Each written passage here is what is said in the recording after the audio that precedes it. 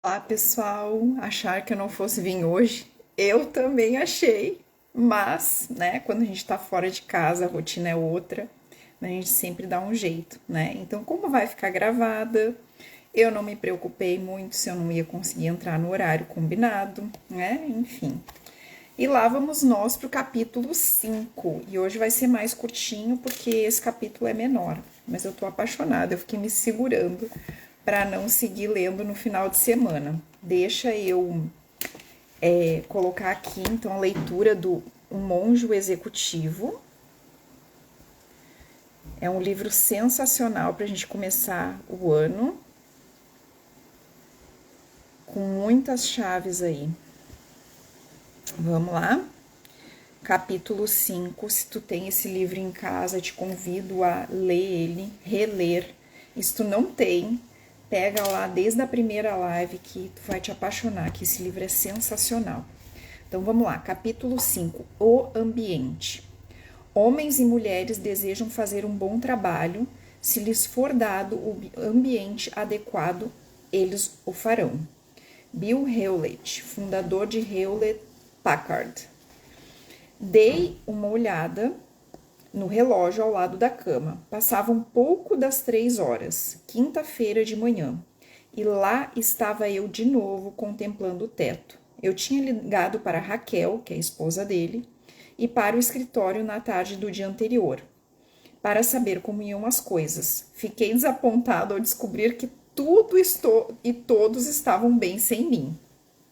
Eu também estava pensando nas perguntas que Simeão me fizera na manhã anterior. Em que acredito? Por que estou aqui? Qual é o meu objetivo? Há significado para este jogo da vida?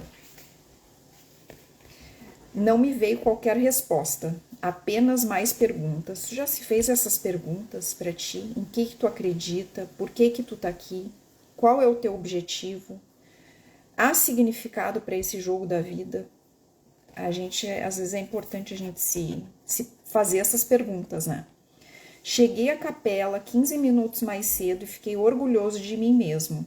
Na realidade, eu conseguira chegar a uma reunião antes de Simeão. Ele se sentou ao meu lado às 5 em ponto e baixou a cabeça, aparentemente rezando.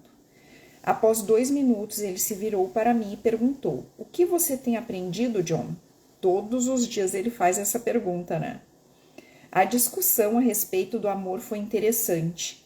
Na verdade, eu nunca tinha pensado no amor como algo que fazemos para os outros.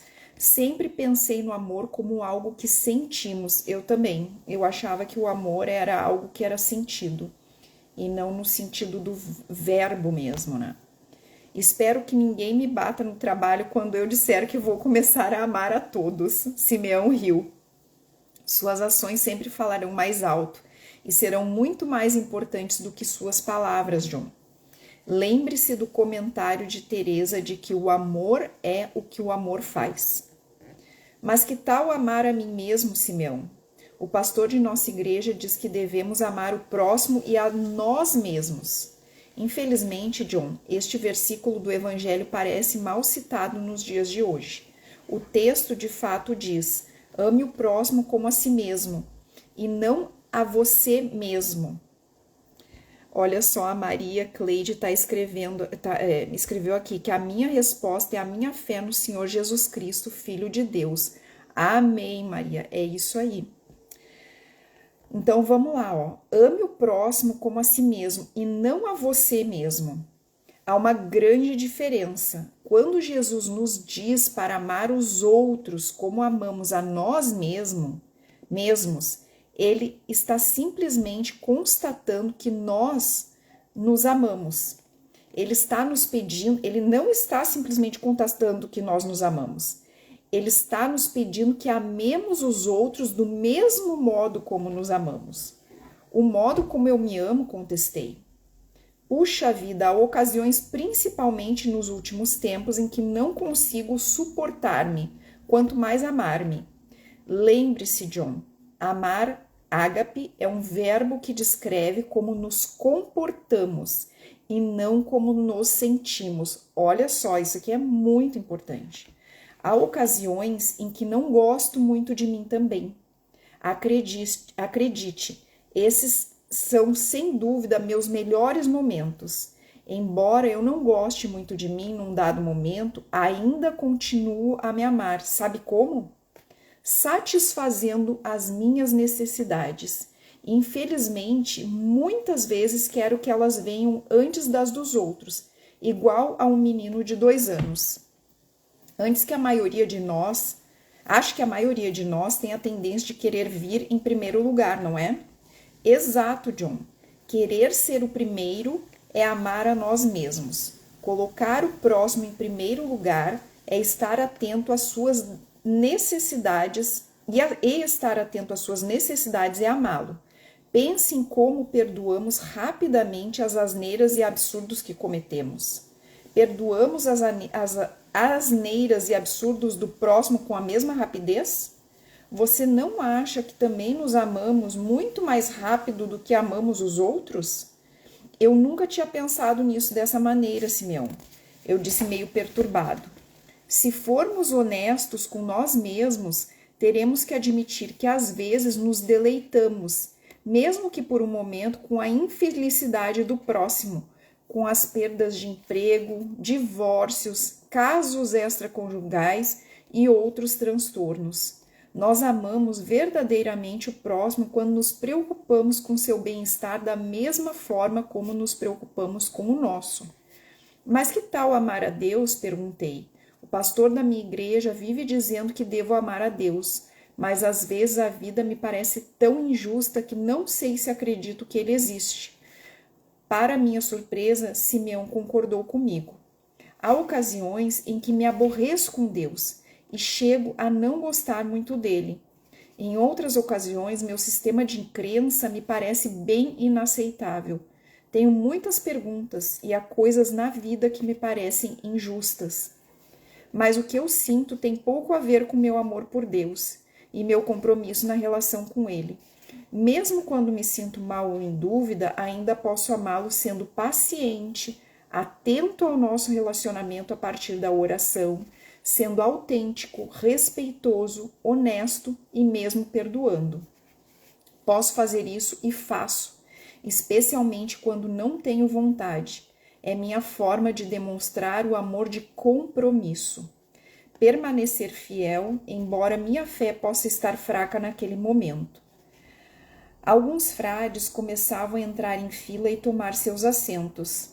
As últimas palavras de Simeão naquela manhã foram: o bom é que, quando estamos comprometidos com o amor a Deus e aos outros e continuamos a investir nesse sentido, comportamentos positivos acabarão produzindo sentimentos positivos, algo que os sociólogos chamam de praxis.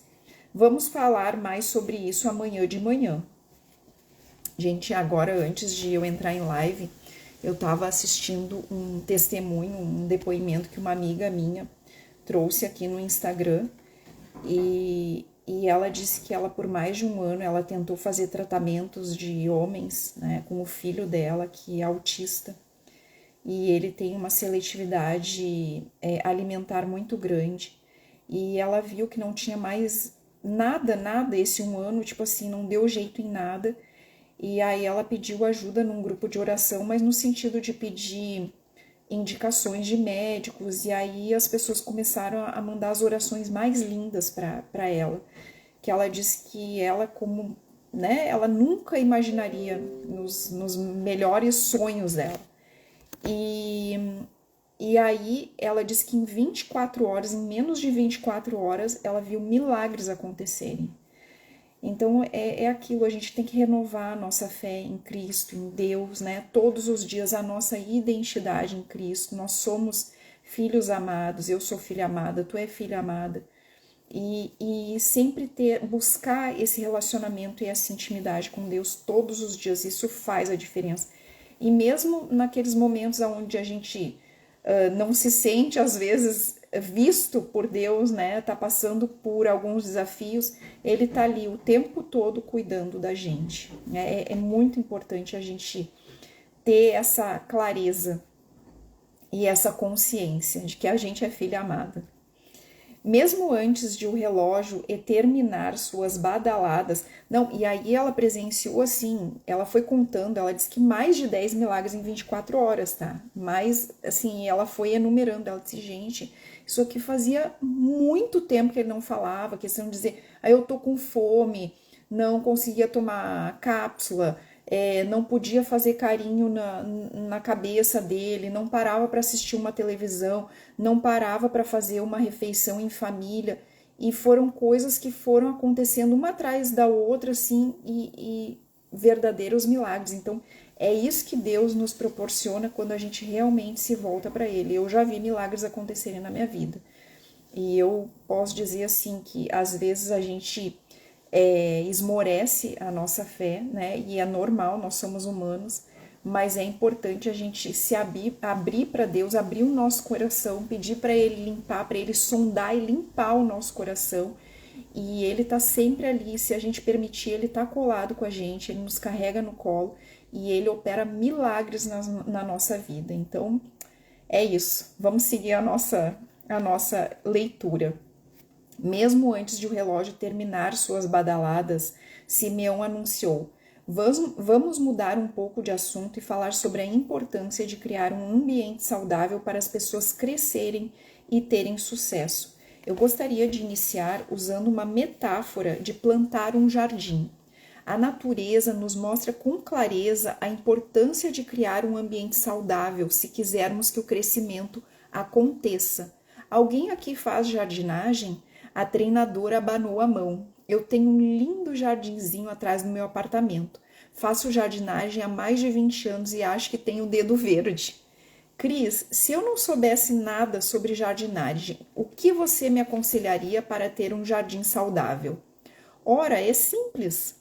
Eu diria a você para descobrir um pedaço de terra que recebesse muito sol e em seguida trabalhasse o solo para prepará-lo para o plantio.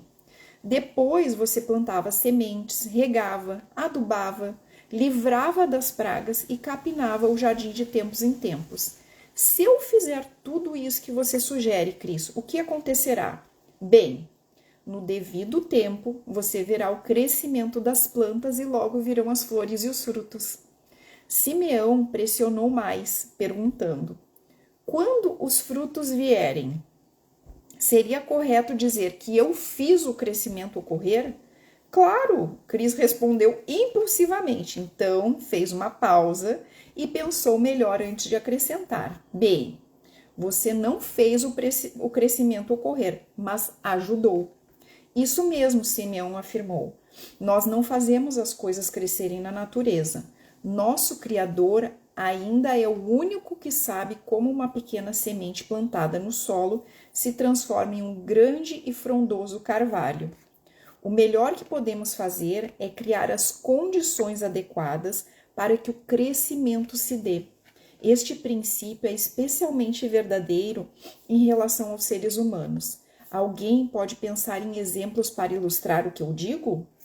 Como enfermeira parteira, quem contribuiu, posso afirmar que para uma criança se desenvolver normalmente durante os 9 meses do período de gestação, é essencial um ambiente saudável dentro do útero. Se as condições não forem perfeitas, o bebê será abortado e outras complicações poderão surgir. Gente, eu acho que eu nunca tive tanto cuidado comigo como quando eu estava grávida. Ai, pegar minha água aqui. Deixa eu tomar uma aguinha. Eu fui nutricionista, eu cuidei da minha alimentação horrores e fazia atividade física, tudo que me era mandado eu fazia para que os meus filhos nascessem saudáveis, tivessem um desenvolvimento e um nascimento saudável. E graças a Deus isso aconteceu da melhor forma possível. Aí segue ela aqui, ó. Depois que nasce, meu companheiro de quarto falou: a criança precisa de um ambiente amoroso e saudável para se desenvolver adequadamente. Lembro-me de ter lido a respeito de orfanatos onde os bebês eram literalmente postos em depósitos com pouco e algumas vezes nenhum contato humano. Olha que tristeza. Vocês sabem o que acontece aos bebês privados de qualquer contato humano? Eles morrem, a enfermeira respondeu com suavidade. Isso mesmo, literalmente, eles murcham e morrem. O pregador concordou. Depois de alguns momentos, a diretora disse: no sistema público onde trabalho há muitos anos, você sabe muito bem quais são as crianças que vêm de um ambiente hostil. Nossas prisões estão cheias de pessoas que cresceram em ambientes doentios. Estou convencida de que uma criação adequada dos filhos e um ambiente saudável são essenciais para uma sociedade saudável. E estou me convencendo cada vez mais de que a resposta ao crime tem pouca relação com a cadeira elétrica e muito mais com o que acontece em casa e na escola. No que se refere à importância de criar um ambiente saudável, estou completamente de acordo com você, Simeão. Vocês sabem que a gente adotou uma cachorrinha, ela estava sofrendo maus tratos. A gente teve primeiro uma cachorrinha, ela ficou por 5 anos e meio com a gente, e aí ela acabou morrendo, porque ela teve complicações de saúde. E aí entrou a pandemia, a gente perdeu ela um pouquinho antes da pandemia, porque a gente pegou ela da rua. Ela já tinha entre 4 e 6 anos, por aí. Então, com a gente foi 5 anos e meio. Aí entrou a pandemia, e em 2021, aí se passaram 11 meses, e eu, que era contra ter cachorro em casa, eu disse: oi Maria, tudo bem? Eu disse pro meu marido: eu não aguento mais, eu preciso de um cachorro. Um cachorro traz vida para uma casa, porque antes de ter a Bela, eu só pensava no trabalho que o cachorro trazia. Mas é muito mais, o trabalho é o de menos, o trabalho não é nada perto da vida que eles trazem, do amor.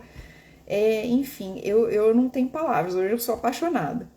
E aí, quando a gente resolveu adotar a Lola, ela tinha sido recém-resgatada de maus tratos, né? Então ela fazia um tempinho que ela tinha tido filhotinhos, ela foi resgatada com os filhotinhos, eram 4 filhotinhos, e pensa assim, num cachorro que era pele e osso. Pele e osso, gente. Eu fico pensando como é que existem pessoas, humanos, serem os humanos, que conseguem tratar um animal dócil. Nossa, ela é muito querida. Pensa que é puro amor. Assim, com um descaso, com crueldade mesmo, porque deixava ela amarrada numa corda e passando fome. Tanto que ela tem até hoje, ela tem um lugar assim no pescoço dela onde não cresce pelo da cicatriz da corda. Daí a gente levou ela para casa, eu perguntei primeiro se eu fosse buscar, se eu poderia levar, porque tinha os filhotinhos, e aí disseram, não, os filhotes eles já estão comendo ração, pode levar, porque eles são muito mais fáceis de ser adotados. Eu digo, tá, então eu quero a mãe, eu não quero os filhotes. Né? Eu já queria, e ela tinha entre 1 ano e 1 ano e meio. Quando a gente chegou em casa, que os meus filhos viram, porque a gente não falou nada para eles, primeira coisa, né? Bom, os dois começaram a chorar. Aí eles perguntaram, primeira pergunta do Pedro, mãe, quantos anos ela tem? Eu digo, entre 1 ano e 1 ano e meio. Ele, oba, ela vai ficar muito tempo com a gente, então, né? Foi o primeiro pensamento dele, porque ele queria, a Bela foi embora muito rápido, 5 anos e meio. Meu Deus, assim, era puro amor, sabe? E no final da vida da Bela, ela deu um trabalho, né? Que eu, com a minha mente anterior de ter um cachorro, eu pensaria, nossa, dá trabalho.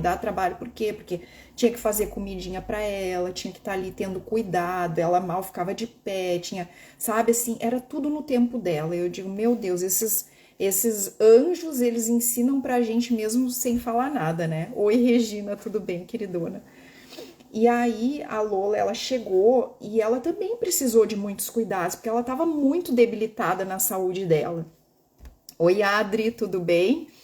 Tô aqui contando a história da Lola, mas eu sigo aqui, já vamos seguir na leitura do livro, tá? Capítulo 5, mas vamos lá. Aí a gente adotou a Lola, e então, assim, ela precisava de todo o cuidado, e a gente tava ali, né, dando suplemento, levar ela para passear era só até a esquina, porque ela não conseguia caminhar muito, e assim, nossa, gente, que judiaria. E assim, era aquele olhar de tristeza, mas pensa num olhar de tristeza. Hoje, Se tu for ver ela, eu ainda vou postar essas fotos do antes e do depois da Lola. É um cachorro completamente diferente. Mas assim, ó, o que que acontece? De manhã, quando eu acordo, ela já vem me dando bom dia. Oi, meu amor, tudo bem com você? Você é um presente de Deus na nossa vida. Você é muito amada, você é muito maravilhosa. E assim eu falo todos os dias para ela. Então, eu fico pensando como é importante essa amorosidade, esse relacionamento que a gente tem que ter com todo ser vivo. Não é só com humanos, não é só com crianças, não é só com pessoas, é com animais, é com plantas, é com flores. Por quê? Porque isso faz florescer, né? A gente floresce, o amor, ele faz a gente florescer. Então é isso, a gente tem que tratar com carinho e palavras de amorosidade. Ai, eu precisava contar isso aqui para vocês, porque é isso, né? Tudo que a gente planta com amor floresce.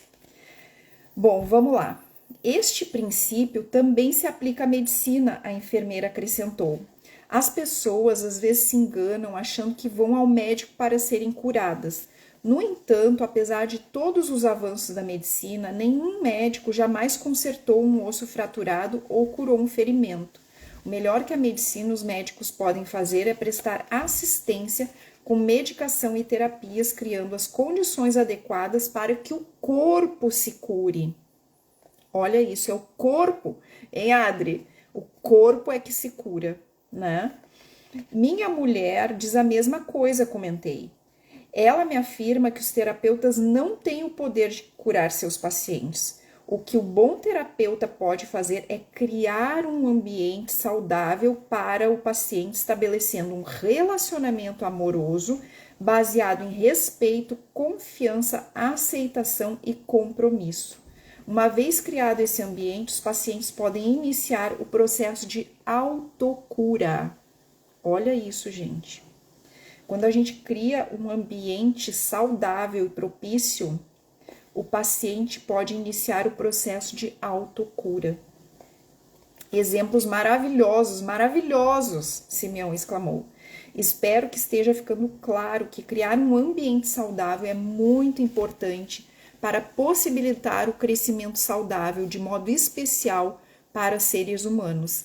Eu venho usando a metáfora do jardim há muito tempo com os mais variados grupos: família, empresa, exército, esportes, comunidade, igreja. Simplificando, penso em minha área de influência como um jardim que precisa de cuidados. De acordo com o que falamos, os jardins precisam de atenção e cuidado, o que nos obriga a perguntar constantemente: do que o meu jardim precisa? Olha só, minha mentora maravilhosa entrou. Cal, sejam muito bem-vindas. Ai, gente, que felicidade ter aqui vocês comigo. Vamos continuar falando do jardim.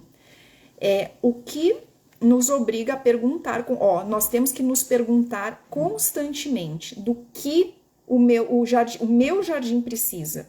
Meu jardim precisa ser adubado com consideração, reconhecimento e elogios? Meu jardim precisa ser podado? Preciso exterminar as pragas? Todos sabemos o que acontece com um jardim quando se permite que as ervas daninhas e as pragas cresçam à vontade. Meu jardim precisa de atenção constante. E acredito que se eu fizer a minha parte, cuidar dele, colherei frutos saudáveis. E quanto tempo é necessário para se ver o fruto? A treinadora perguntou. Infelizmente, Cris, conheci muitos líderes que ficaram impacientes e desistiram do esforço antes que os frutos tivessem chance de crescer. Olha só, às vezes a nossa impaciência de querer tudo para ontem, a gente acaba desistindo, né? Antes que os frutos tenham chance de crescer. Muitas pessoas querem e esperam resultados rápidos, mas o fruto só vem quando está pronto. E é exatamente por isso que o compromisso é tão importante para um líder. Imagine que um fazendeiro que tente enriquecer plantando sua lavoura no final do outono e esperando obter uma safra antes que a neve caia. A lei da agricultura ensina que o fruto crescerá, mas nem sempre sabemos quando esse crescimento ocorrerá. Outro fator que determina quando o fruto amadurecerá é o estado das nossas contas bancárias relacionais. A enfermeira observou. Que diabo de contas bancárias são essas? Meu companheiro de quarto perguntou. Eu aprendi essa metáfora quando li o best-seller de Stephen Covey, Os 7 Hábitos das Pessoas Altamente Eficazes. Gente, isso aqui é tudo indicação de livro dentro desse livro, né, para a gente buscar. Eu já vou anotar porque eu vou querer ver esse livro para ler depois. Ó, Os 7 Hábitos das Pessoas Altamente Eficazes. Nas nossas contas bancárias financeiras, fazemos depósitos e retiradas, esperando nunca ficar a descoberto. A metáfora da conta relacional nos ensina a importância de manter saudável o equilíbrio dos relacionamentos com as pessoas importantes de nossas vidas, inclusive as que lideramos. Em palavras simples, quando conhecemos uma pessoa, o saldo da conta de relacionamento com ela é nulo, porque vamos iniciar um conhecimento. À medida que o relacionamento amadurece, porém, fazemos depósitos e retiradas nessas contas imaginárias, baseados na forma como nos comportamos. Por exemplo, fazemos depósitos nessas contas sendo confiáveis e honestos, dando às pessoas consideração e reconhecimento, mantendo a nossa palavra, sendo bons ouvintes, não falando de outras pessoas pelas costas, usando a simples cortesia de um olá, por favor, obrigado, desculpe. Fazemos retiradas sendo agressivos, descorteses, quebrando promessas e compromissos, apunhalando os outros pelas costas, sendo mal ouvintes, cheios de empáfia, arrogância e por aí vai. Assim, ontem no intervalo da tarde, quando liguei para minha namorada e ela desligou o telefone na minha cara, aquilo com certeza significava que minha conta está um pouco a descoberto. O sargento perguntou, né? Ele estava perguntando isso. Então, se ela desligou na minha cara, quer dizer que a minha conta está em descoberto? Para mim faz sentido, Greg. Eu ri. Com o nosso movimento sindical lá na fábrica, com certeza tivemos muitas contas a descoberto. Assim, o que você está dizendo, Kim, é que pode levar mais tempo para o fruto aparecer dependendo do estágio de nossas contas bancárias relacionais. Está certo? Acho que isso seria verdade para as pessoas com as quais já estabelecemos relacionamentos. Para os novatos, de um modo geral, temos um quadro em branco a partir do qual podemos começar. Obrigado por outra linda metáfora que podemos usar aqui, Kim. Simeão agradeceu. Essa ideia de conta relacional também ilustra por que devemos elogiar as pessoas em público e nunca puni-las em público. Alguém sabe por quê? Tu sabe por que tem que elogiar e não punir em público? A diretora falou primeiro. Quando punimos uma pessoa publicamente, é óbvio que a envergonhamos na frente de seus amigos, o que é uma enorme retirada de nossa conta com essa pessoa.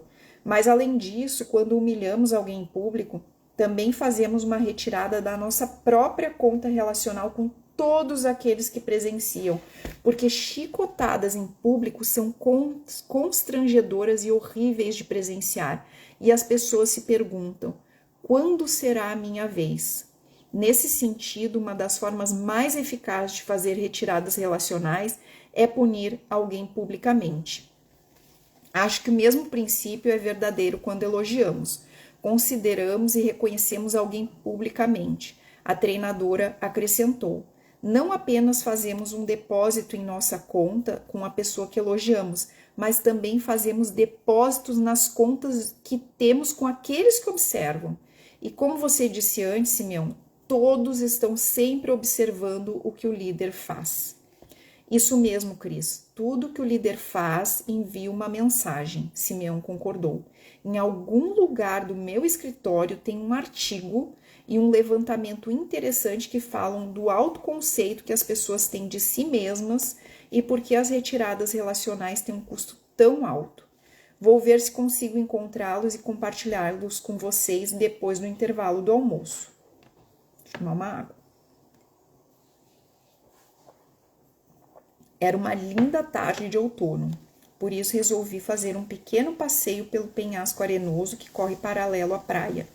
O sol brilhava, a temperatura era de aproximadamente 15 graus e uma brisa leve soprava do lago. Esta seria minha ideia de um dia perfeito, mas eu mal pude notar porque minha mente estava em conflito. Eu me sentia excitado com as informações que via recebendo e com a perspectiva de aplicar os princípios ao voltar para casa. Ao mesmo tempo, porém, eu me sentia deprimido e até perturbado quando refletia sobre o meu comportamento anterior e a forma como eu estivera liderando os que estavam confiados aos meus cuidados. Como seria ter-me como chefe? Ter-me como marido? Ter-me como pai? Ter-me como treinador?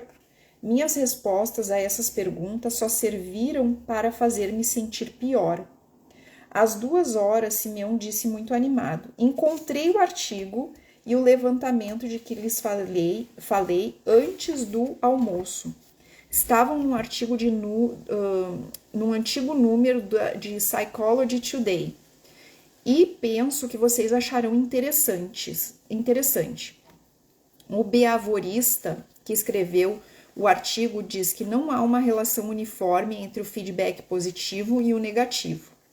Colocando isso em nossos termos de depósito e retirada, ele afirma que para cada retirada que você faz em sua conta com uma pessoa são necessários 4 depósitos para voltar a ficar igual. Às vezes é mais, tá, gente?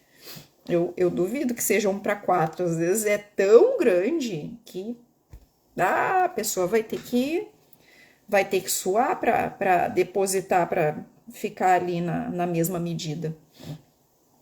Acredito nisso, o pregador declarou. Por mais que minha mulher repita que me ama, ainda me lembro que na última primavera ela disse que eu estava ficando muito gordo. Isso acabou comigo. Dá para ver porque ela disse isso, ironizou o sargento. Meu Deus. Exatamente, Lee, Simeão continuou. Nós todos temos a tendência de ser muito sensíveis, mesmo que tentemos aparentar calma. Para fundamentar esta afirmação, o artigo prossegue discutindo um levantamento realizado para determinar com que realismo as pessoas se veem. Ouçam estes números. Um total de 85% do público se vê como acima da média.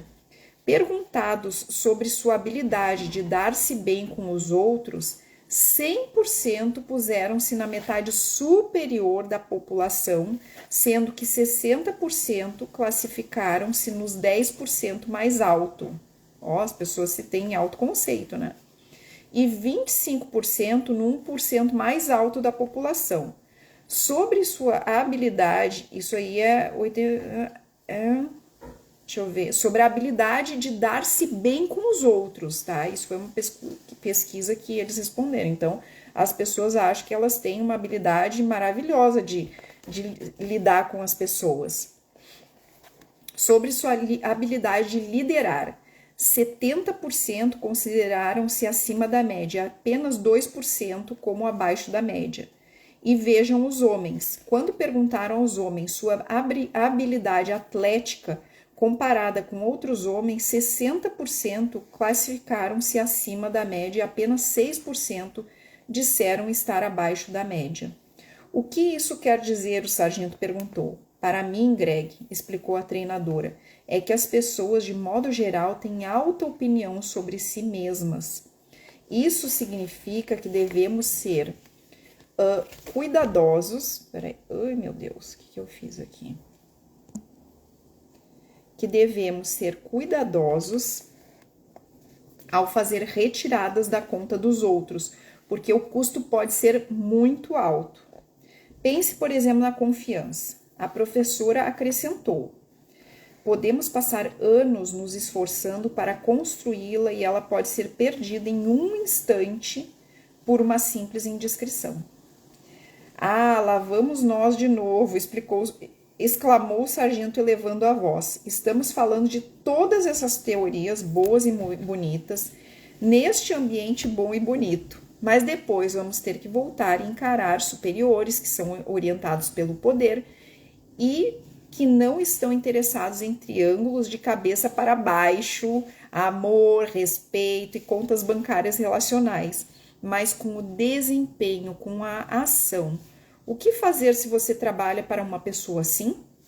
Grande pergunta, Greg, disse Simeão sorrindo. Você está absolutamente certo. Pessoas que se apoiam no poder em geral se sentem ameaçadas pelas pessoas que se apoiam na autoridade. Quando isso acontece, as pessoas de poder reagem, criando situações desconfortáveis para as outras, chegando às vezes a demiti-las. No entanto, há alguns lugares onde podemos tratar as pessoas com respeito e amor, apesar da maneira como somos tratados. Você não conhece meu chefe, o sargento insistiu. Peraí. Quando eu trabalhava como líder de negócios, Simeão continuou, era frequentemente chamado para resolver problemas de companhias que estavam em dificuldade. Uma das primeiras coisas que eu sempre fazia para começar a avaliar a organização era um levantamento da atitude dos empregados. Eu sempre comparava os levantamentos por departamento e até por turnos, para detectar melhor as áreas problemáticas. Até nas companhias mais deterioradas, com resultados terríveis dos levantamentos, eu sempre achava ilhas saudáveis de tranquilidade, aparente no imenso mar de tumulto. Quando eu via os resultados dos levantamentos e identificava uma daquelas áreas saudáveis, procurava saber o que estava acontecendo naquele determinado departamento, naquele determinado turno. E o que vocês acham que eu costumava descobrir? Um líder, a enfermeira respondeu tranquilamente. Pode apostar que sim, Kim. Apesar do grande caos, da confusão, da política de poder, de todos os outros problemas, eu encontrava um líder que se responsabilizava por sua pequena área de influência, e isso fazia toda a diferença. Esse líder não conseguia controlar a grande organização, mas seu comportamento diário controlava as pessoas que lhe eram confiadas lá embaixo, nos porões do navio. Engraçado você usar essa analogia de um navio, Simeão, observei. Uma vez um funcionário me disse que os empregados muitas vezes se sentem como Charlton Heston no filme Ben-Hur. Lembra-se do velho Charlton Heston acorrentado àquele remo, remando ano após ano? Ele ouvia os sons dos furacões e dos navios colidindo, mas não tinha permissão para subir ao convés e apanhar ar fresco ou nadar no oceano. Havia aquela incessante batida do tambor do sujeito grande e suado para conter o ritmo das remadas. De qualquer modo, continuei. Esse funcionário me disse que os trabalhadores muitas vezes se sentem do mesmo jeito. Eles estão lá embaixo, nos porões do navio o dia todo e nunca sobem ao convés para saber o que está acontecendo com o navio. Quando o capitão grita que quer esquiar, o supervisor faz diminuir o ritmo da batida do tambor. E quando os tempos estão duros, o capitão grita que uns poucos têm que ser atirados ao mar para tornar o navio mais leve. É uma descrição triste, mas isso acontece com muita frequência. Meu companheiro de quarto acrescentou: tem uma velha caneca de café onde está escrito, olha o que está escrito. Não é meu trabalho pilotar o navio. Nunca soprarei a corneta. Não é meu lugar dizer até onde o navio irá. Não tenho licença para ir ao convés, ou mesmo tocar o sino. Mas se esta coisa começar a afundar, olha quem vai para o inferno. Que maravilha, falei. Preciso arranjar uma dessas canecas. Mas você sabe, mesmo que eu decida me comportar do jeito que estamos falando, ainda tenho 40 supervisores que podem não aderir. E eu não posso criar esse ambiente sem a ajuda deles. Então, de que jeito consigo que todos comprem a ideia, Simeão? É você quem estabelece as normas do comportamento deles, foi a resposta rápida de Simeão. Como líder, John, você é responsável pelo ambiente que existe em sua área de influência e delegaram-lhe poder para cumprir com sua responsabilidade. Portanto, cabe a você determinar o comportamento de seus supervisores. Hoje ainda eu li ou eu escrevi que a gente tem que ser a mudança que a gente quer ver ao nosso redor. A mudança tem que começar na gente, né? Não adianta. O que você quer dizer com estabelecer as normas de comportamento deles? Indaguei. Você não pode normatizar o comportamento de outra pessoa. Claro que pode, o sargento gritou. Nós fazemos isso o tempo todo no exército e estou certo que você faz isso com as pessoas em sua fábrica. Você tem políticas e procedimentos que todos devem seguir, não é? Você os faz usar um determinado equipamento de segurança, comparecer ao trabalho numa determinada hora e seguir todas as espécies de códigos de conduta no emprego. Você e eu normatizamos o comportamento de nossos liderados o tempo todo. Eu detestava ter que admitir que Greg estava certo, mas era claro que ele tinha razão. Se um funcionário do serviço de atendimento começasse a comportar-se mal com o cliente, seu emprego estaria em risco. Se os empregados não seguissem nossas regras, eles logo seriam ex-empregados. Nós normatizávamos o comportamento e o colocávamos a obediência como condição para manter o emprego. De repente, eu me lembrei de outro exemplo de uma companhia que normatizava o comportamento. Meu pai, eu comecei, foi supervisor de primeira linha da fábrica de montagem da Ford em Dearborn durante mais de 30 anos. No início dos anos 1970, fui passar uma hora com ele num sábado pela manhã. Fiquei impressionado ao ver como as pessoas gritavam, xingavam e se zangavam umas com as outras. O lugar parecia uma selva e os supervisores humilhavam publicamente os empregados sem qualquer condescendência e hesitação. Parece meu local de trabalho, disse o sargento. Naquele momento percebi que Greg não me irritava mais. Mais tarde, continuei. Um dos melhores amigos de meu pai, um supervisor, foi transferido para outra fábrica que fazia parte de uma parceria entre a Mazda e a Ford. Durante a primeira semana, como supervisor naquela fábrica, o amigo de meu pai pegou um empregado fazendo algo errado e brigou agressivamente com ele na frente de todos, xingando no melhor estilo disciplinar de Dearborn. Infelizmente para ele, seu gerente japonês presenciou o incidente e chamou-o à sua sala. Lembre-se, os japoneses são mestres em não perder a linha na frente dos outros. O gerente disse ao amigo de meu pai com polidez e respeito que ele estaria sendo advertido uma única vez por aquele tipo de comportamento. Disse-lhe que, se o visse ou ouvisse outra vez comportando-se em público daquele modo, ele seria imediatamente demitido. Aquele supervisor se aposentou naquela fábrica 10 anos depois. Ele captou a mensagem. Acho que você poderia dizer, Simeão, que a Mazda tinha uma norma sobre comportamento. Exemplo maravilhoso, John. Simeão me disse, mas é bom que vocês compreendam que não foi a Mazda que mudou o comportamento do supervisor. Ele mesmo mudou, porque recebeu a mensagem. Não podemos mudar ninguém. Lembre-se do sábio ditado dos alcoólicos anônimos. A única pessoa que você pode mudar é você mesmo. Olha isso, eu já tinha lido esse livro 2 vezes, é a terceira vez, ó. Os alcoólicos anônimos, né, tem um sábio ditado. A única pessoa que você pode mudar é você mesmo. Tantas pessoas que conheço agem como se pudessem de fato mudar outras pessoas. A enfermeira observou. Então, estão sempre tentando consertar as pessoas. Consertar, né? Olha que ilusão. Como se a gente fosse o tempo todo correto, né? Convertê-las à sua religião, arrumar a sua cabeça, seja o que for.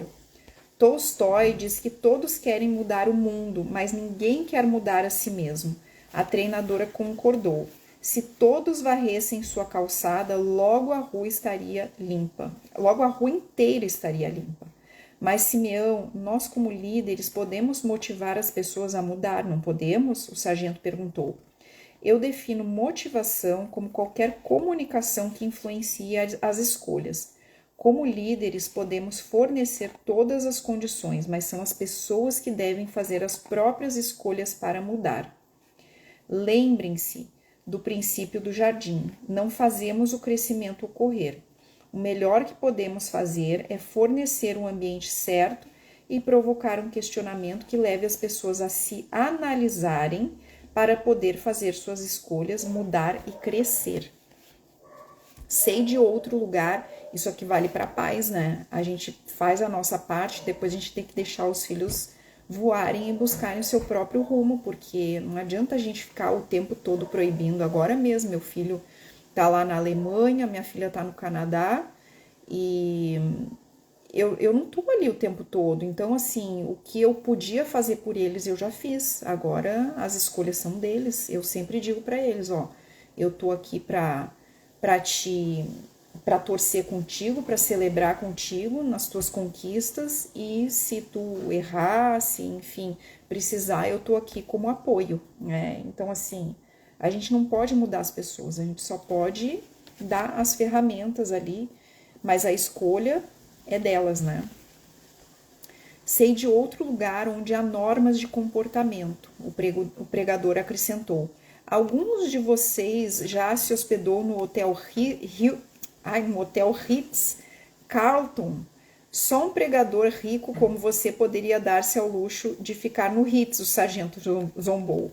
Ignorando o comentário, meu companheiro de quarto prosseguiu. Uma vez por ano, eu me permito com uma extravagância e levo minha mulher ao Ritz, que não fica muito longe de onde eu moro, para dormir e tomar um café da manhã especial.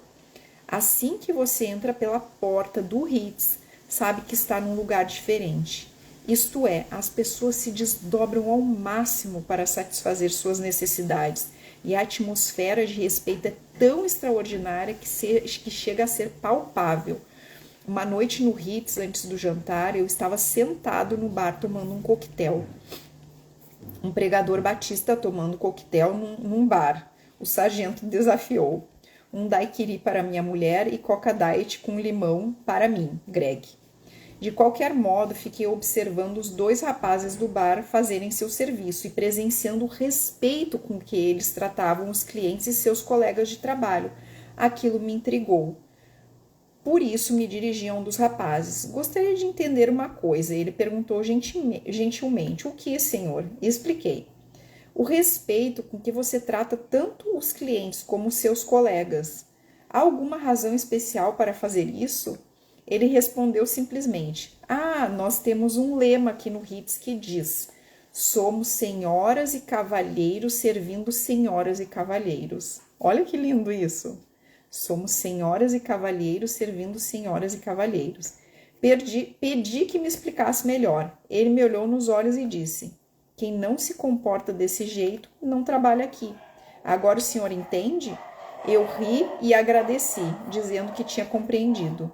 A maioria de vocês já ouviu falar de Lou Holtz, o famoso ex-treinador de futebol? A treinadora acrescentou.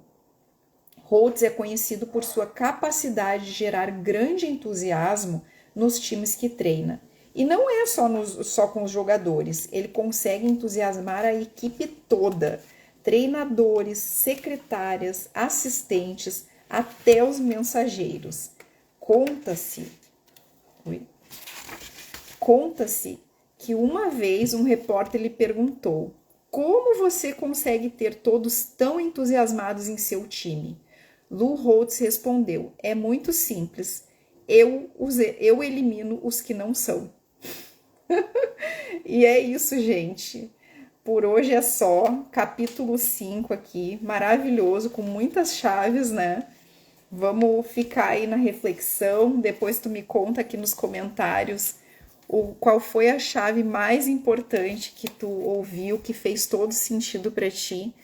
Porque não é sobre a gente pegar todas as chaves, mas pegar uma que faça sentido e aplicar na nossa vida. Eu acho que esse é o mais importante, né? A gente vai aprendendo aos pouquinhos e aprende e coloca em prática, né? É colocar em prática, é mão na massa. E a repetição é o segredo, como a minha mentora maravilhosa, Selma Garcia, sempre fala pra gente. Gente, um beijo, que a nossa semana seja abençoada, iluminada por Deus. E amanhã, eu ainda não sei o horário que eu vou conseguir trazer a leitura do capítulo 6, mas em algum momento eu trarei, que eu tenho que organizar a minha agenda, amanhã eu tô voltando para casa, mas estaremos juntos aqui novamente, porque só tem mais 2 capítulos pra gente terminar, olha só, é muito rapidinho, né? E é um livro uma leitura muito gostosa que vale a pena. Então, se tu tem esse livro, relê, marca ali o que tu achou mais importante, né? E compartilha aqui comigo, eu vou adorar saber. Um beijo grande, que Deus abençoe e até o próximo capítulo.